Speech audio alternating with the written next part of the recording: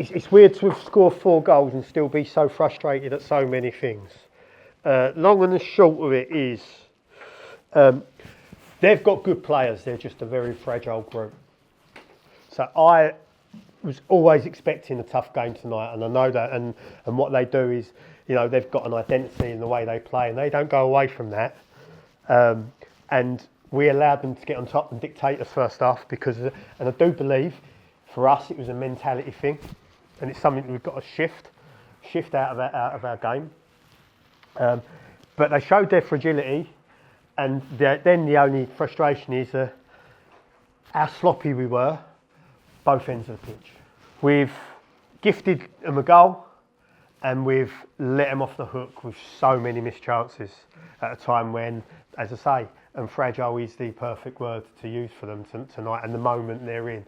And we've got to play them again in 2 weeks' time. And trust me, they're a good side with good players. And we might have just given them more confidence than we needed to give them tonight. What I would say is within all of that, and there's some real off performances, I think we were sloppy. And I'm at you all the time about getting sloppy. I thought you were magnificent tonight, Nish. I thought you were superb tonight. At a time where you went and stretched them and put them under pressure and added physicality. And then when you went wide, your use of the ball. And it's because you got confident but did things on the whole properly, made right decisions. And he said it to me when we were out there. One thing we've got to cut. We keep trying to find this perfect thread through people that gets intercepted all the time. When just get it out to our wide players that scare the living daylights out of teams. Get it to our wide players and then create the overloads, because it's not just the wide players, it's the overloads we create, the runs that we get off of that, and we come alive. And we're difficult to defend, but it's like we're trying to prove to ourselves that we can find this perfect pass. You don't have to. You don't have to. You certainly don't force it, because that just allows a team to be compact if you're going to ignore the wide boys. But as soon as you get it wide, they get stretched, then the space opens, then you can play it. But don't go looking for gaps that are not there. I think we've got away with one tonight. Second half, good response, but we've got away with one because we could have easily come in 2 goals down at half time with a mountain to climb. We can't afford to let up. A couple of years ago, during the promotion series, you used to talk about arrogance a lot. 2 types of arrogance.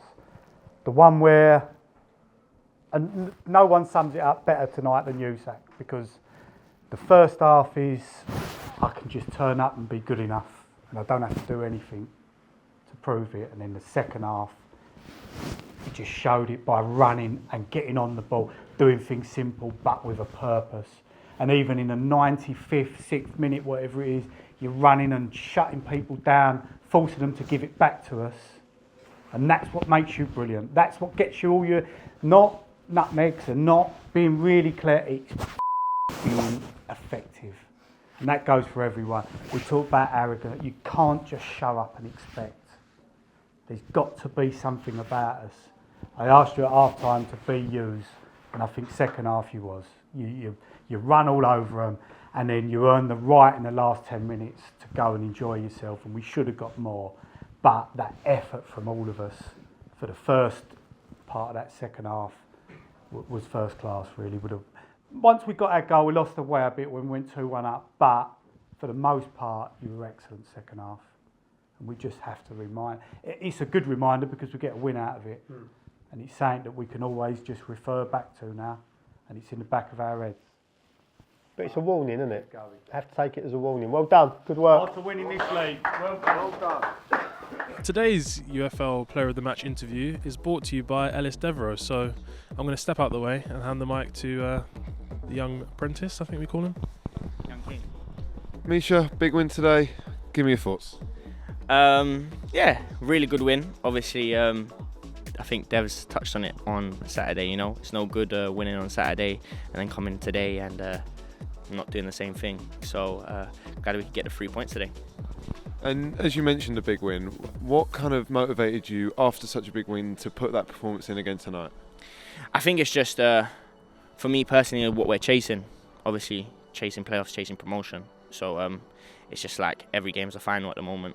as Dev said in the team talk, it wasn't our best performance of the season. So what does it show from the boys that even when we're not playing well, we get results?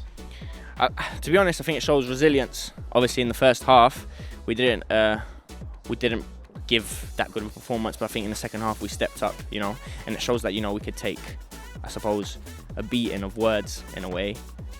Pause, I don't know if that's a pause. But then obviously come out in the second half and kind of show that, you know, we are the team from Saturday. And as penalty taker, I think that's your third penalty this season, correct me if I'm wrong. But You're right. so take me through your routine. As the penalty gets given, what's going through your mind? I think you went straight for the ball. Give me your routine and what you're thinking during that time. Without giving too much away, thank you. Well, firstly, no discredit to anyone in the team, but, you know, I think I'm the designated penalty taker. I think Keithy and Devs told me that. So when we get a penalty, I get my mind frame straight into it. You know, I don't really know where I'm going to put the ball until the last second, without giving too much away, and then just really see which way the keeper's going and send them to a chicken shop the other way. Thank you very much. No worries.